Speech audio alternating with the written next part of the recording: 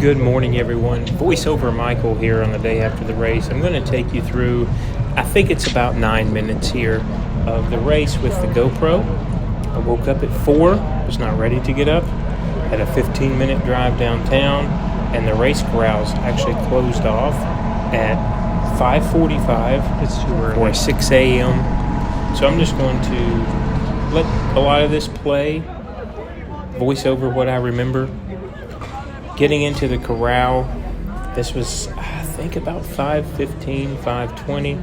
I heard two women talking about how this race had sold out, and there were close to 40,000 runners, which surprised the heck out of me because that's numbers that world major marathons attract.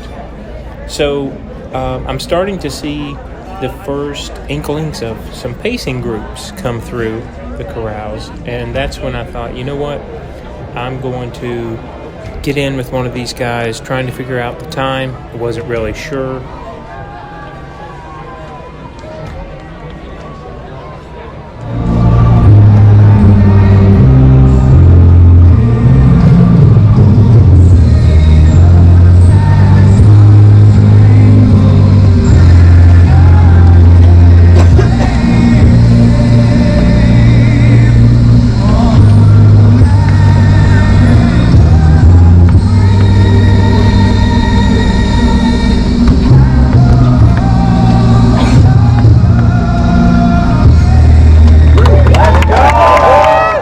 And the 1 hour, 55-minute mark, fella just kind of fell in right beside where I was.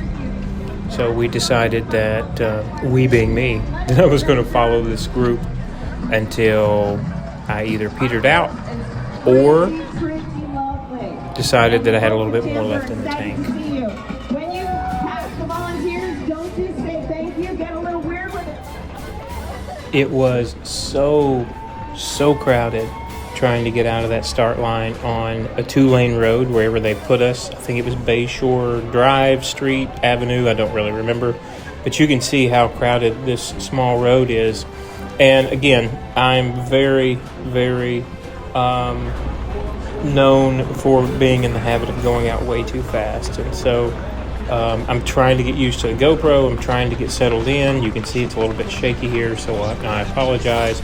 Holding this in my hand the entire time, you'll see over the course of the next several minutes that it actually became more stable. So it's just a few minutes after 6 here. I think we're coming up on mile 1. You can still see by now we should have really cleared out, and we're still bottled down, mainly because you can see the road cones were really just pushed to one side of the road. There was me checking in, starting to breathe a little bit hard. You can see the group. I think we're coming up on mile 3. I'm kind of rolling. I'm feeling good. Legs feel fresh. And I decided, you know what? I'm going to stay with this 1 hour, 55-minute, and we'll just kind of settle in and go. At this point, going over a bridge. The sun is starting to come up there. You can see behind us, gorgeous water.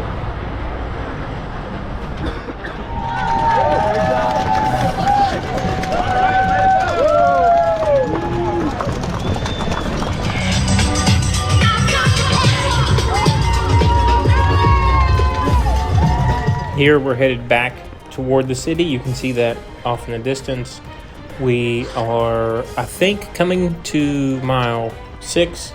And again, I feel no strain. Shoes are great. Feet feel good. And I've decided I'm just going to stick with this guy. You can see I'm over his shoulder. I'm no more than 2 steps behind him. Coming up on the halfway point. This is an out and back, so we do make a turn here shortly. And as a check-in, I have not fueled yet. I am starting to feel a little bit of slump because the pre-workout is almost out of my system. I can tell that. I've taken it so often. So what I decided to do here, after we pass the big pirate ship, is to pull out the baggie that has the Jelly Bellies in it, which I told you guys yesterday, immediately fell. And I decided I was not going to risk having to try to use fuel that I've never practiced with. That is a recipe for disaster. I have seen things happen to individuals taking stuff like that and what it does to their belly during races. So I decided I'm just going to go. I'm not going to fuel. So here's our turn. I know now at about this point we are at mile 7. So checking in again, over halfway there. How does it feel? How's the temperature doing? Sun is amazing. Here's mile 9. We still have that cross breeze because the bay is on our right-hand side. We're coming back into downtown now, and so we're just cruising.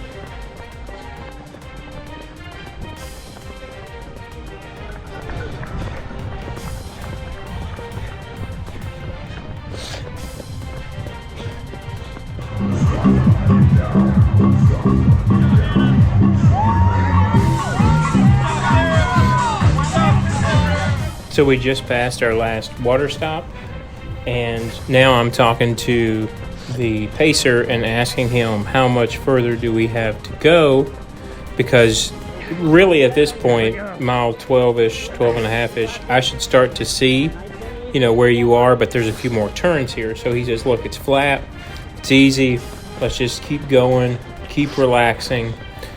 Starting to heavily sweat here simply because it is warming up now. We're getting to around the 7:50 mark a.m. And I asked him, I said, will you push? Will you push us? And he said, no, I'm not going to push. If you want to push, you push. And I said, tell me the 13-mile marker so that I can push, because there was no 13-mile marker. And right around here, he said, if you're going to go, go. So the next minute that you see is me running up onto the finish line. I chuckle there because I'm thinking, should I or shouldn't I do this? But this minute is me trying to run full-on sprint, pass everyone that I can to get under that hour and 55-minute mark. So I apologize that it's a little bit sideways because I'm trying to pump my arms and hold the GoPro at the right angle, which clearly did not come out the right way.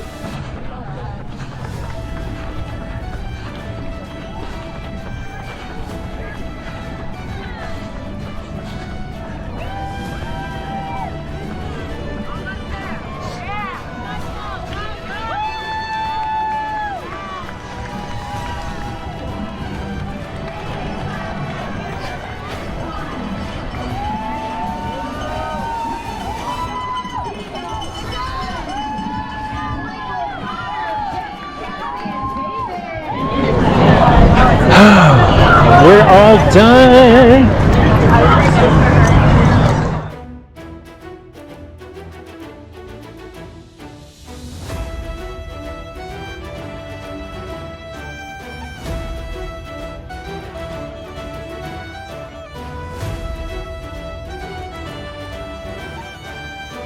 He said, but you push. Woo, that's fun. We're back in the truck, getting warm. Or I'm getting warm. Was it cold? Yes, it was cold this morning. It was cool this morning. It was nice this morning, though. It was great this morning. It was amazing this morning. It was the best I have felt in a very long time running this morning. I told Julie, and I won't get all teary-eyed, but this is the best that I have felt after a run since before my injury. When we started this 2 weeks, we told you that Florida has been a hit or miss. No, there's no hits. It's been complete misses for me because of the weather mainly. So it was really, really nice to be able to start out at 58 degrees. There's wind. We were running by the bay, so we were getting breeze off of the bay. I had a pacer. I've never been successful with a pacer. I've never been able to stay with a pacer from start to finish, I always or tend to go out too quickly or get in with a pacing group that is too slow and never really feel my body and be able to tell, okay, I should pull back, or okay, I should push, or whatever. This guy was amazing. And I told you guys I wanted to hit anything under 2 hours because, let's be frank, I didn't train for this for more than a month. Okay? And remember, we went through barefoot shoes, we went through zero drop shoes, we went through working out and trying to run long runs. But I had been told when I first started running by an old running coach that it's not about speed. Speed will come, but you have to run the minutes of time so that your body knows what does it feel like running for 2 hours straight, or what does it feel like running for 4 hours straight, and then your body will recognize it. Guys, I was training at a 10:15 pace. I had an 8:41 pace all day today because my body knew what it felt like to run for 2 straight hours. Not because I was running at an 8:41 pace and training at an 8:41 pace. And I kicked it. I kicked it for the past 10th when we hit mile 13. I asked the pacer if he would kick it a little bit, and he said no because he's got to run. He had to run after this. But I said, well, I'm going to, because I didn't want to disrespect him. I'd been with him every step of the way, the whole way. And he said, do it, Michael. He said kick. And I ended up finishing 45 seconds below his time that he was pacing. This guy was bang on. I think he was a professional runner. I didn't ask. We did talk a lot, and I'm rambling, but it was amazing. I still have more in the tank. I'm only a little sore, not terribly sore. And remember, we have less than 100 miles on these shoes also. And these are shoes that I've never ran in before. I haven't ran in this style Brooks. I haven't ran in Brooks, period, in years. So that's my hot take, so to speak. I couldn't be happier. No, it's not a PR, but to set and do what I did today and know that I wasn't bored out of my mind, and I do that a lot. I get tired of running. I tend to do that when I run too fast when we're racing and wonder, okay, how much longer? I didn't do that today. I took my mind out of it. I paced with this guy. I listened to my music, and as long as I was in step with him, I didn't care what mile marker it was. And I think that had to do with the pacer, and I think that had to do with the way that I've trained. So I'm going to get back. It's only 8:23. It's early for my family.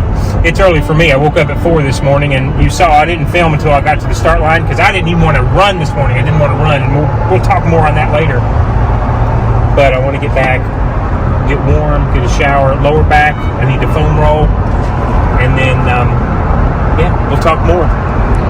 This is also the first time in Florida that I haven't taken nutrition or water, and I never used to do that. I trained myself to specifically not do that. I don't want to do that because I want my body to feel like what it's like to not take nutrition for 13 miles. And today was the first day I didn't have to do that.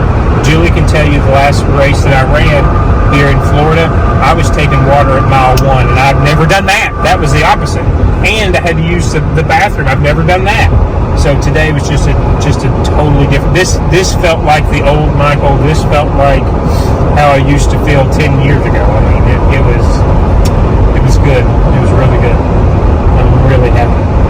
Have you ever talked about your injury on this channel before? Somebody would have to search specifically what it is, but it was just a severe form of piriformis syndrome. It paralyzed my leg. It was soft tissue injury. The nerve had gotten swollen, and I was told it was like unplugging a computer. It paralyzed every muscle in the back of my leg that was controlled by the sciatic nerve. And just like you do when you plug a computer back in, it has to restart itself and reboot, and it's taken over 3 years to do that. And it's still not back to normal. But today was the most normal I have I'm felt. so happy. I can tell you that. That is the truth. That is the trip. It's been 5 years. 5 years. January, whatever the second week was in January, it was 5 years. 2019. Yeah. Yeah. So I think I showed you guys, I did pack those Jelly Bellies and put them in a little baggie to put in. I had a zipper pocket in the back of my shorts. Pulled those out. I got to the halfway mark. And I was like, I'm going to put 2 in my jaw. Fell. They dropped. I was like, well, okay. On the pavement? You dropped on the them pavement. So somebody's got like 12 sour Jelly Bellies that if they want to pick them up, they can have them. But yeah, so that was one reason I did not fuel. Front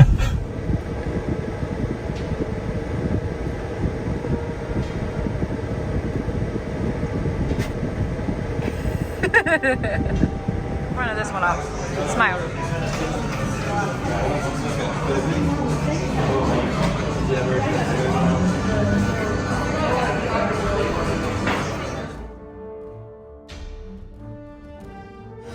Meal number 1, breaking fast with 4 cheesy eggs, a lot of bacon and sausage, and plenty of water.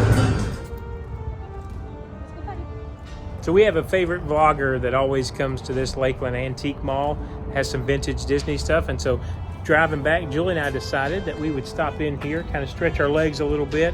I'm starting to get a little bit tight, so we're going to go in and film, I don't know, kind of some neat stuff, anything that we might see, like this big horse right here. Did we ever figure out if this is one of the Arabian Nights ones? I don't know. Come along. So this was really neat. These are actual props from Universal, one from Halloween Horror Nights and one from, I think, Jurassic World. This store was crazy. The front part of it was what you would consider to be I think a typical type of antique mall, but it was just overloaded with Disney merch, Universal merch. But in the back here were props, huge props that they had taken from the amusement parks. Old stuff that was more like a museum. Most of this was not actually for sale. It was just, I guess, someone's collection that they had put on display here for people to enjoy. I thought this was neat here. They had some Haunted Mansion bookends behind glass. This is an original Figment mask that was used on the original animatronic. You can see in the photo there. Cool, a lot of cool, I thought. Mickey's Not So Scary Halloween decor. There's Sorcerer, Mickey as well.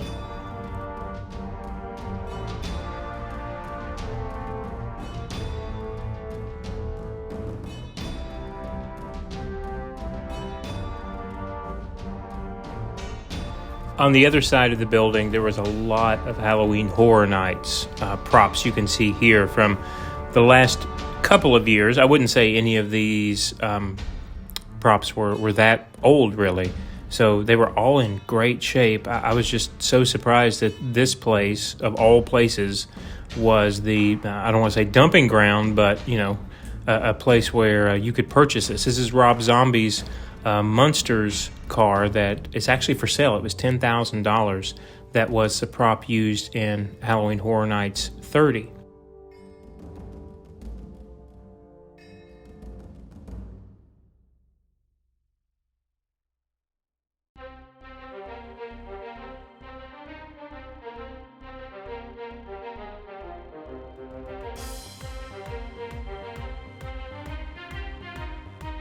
All in all, I think this was a great stop. This was only 30 miles outside of Tampa. So again, it allowed me to not get too stiff, and I got to walk around and see some really cool merchandise, artifact, collectible. A lot of words can go into what we saw in this building, and we will definitely be back.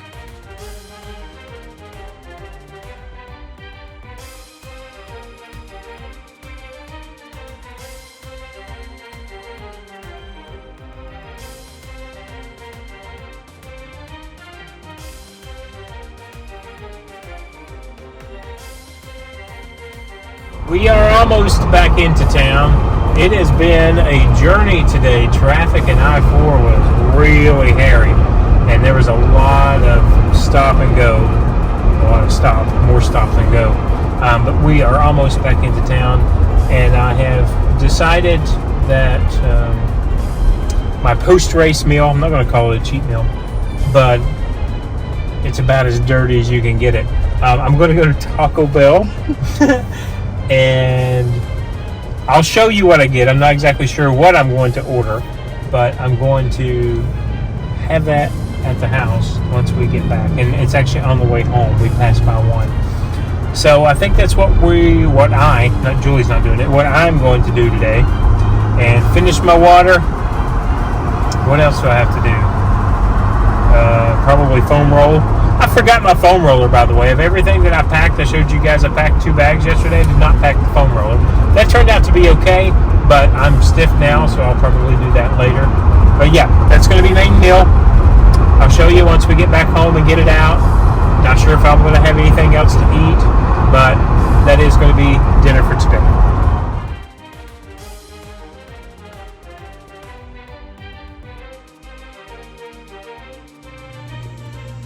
Okay, no judging. There are 2 black bean chalupa supremes, a grilled cheese beef burrito, and a 5-layer burrito in here, and a bunch of fire sauce and Diablo sauce. And I'm going to eat this. And I'm going to eat this with the packet of little Cheez-Its that they gave us at the finish line today that I'm going to eat on the way home. I'm going to wash it down with some water. Probably regret it, but that's okay. I'm going to fuel with Taco Bell today. So my eyes were bigger than my stomach. Ooh, and it's been hours. There's grease left on the counter. I couldn't finish the last chalupa. I did, however, finish the sour Jelly Bellies. And I've changed shirts. And I poured kombucha. And I'm tired and sore and need to use the Meteor Ball, so that's what I'm going to do. So I'm going to sign off. I didn't do any nutrition facts. I showed you what I ate. I don't know what else to say. It was a great day. I think all in all, I've really enjoyed doing the training the way that I did, moving forward, and we'll have more on that tomorrow. I'm going to continue to do the training that you have seen the last 2 weeks. Thank you for coming along with me. I really appreciate it. I hope that even if just a little part, 2 seconds, helped you do something related to any of this that you saw me do or say, that you can take that and pass that on.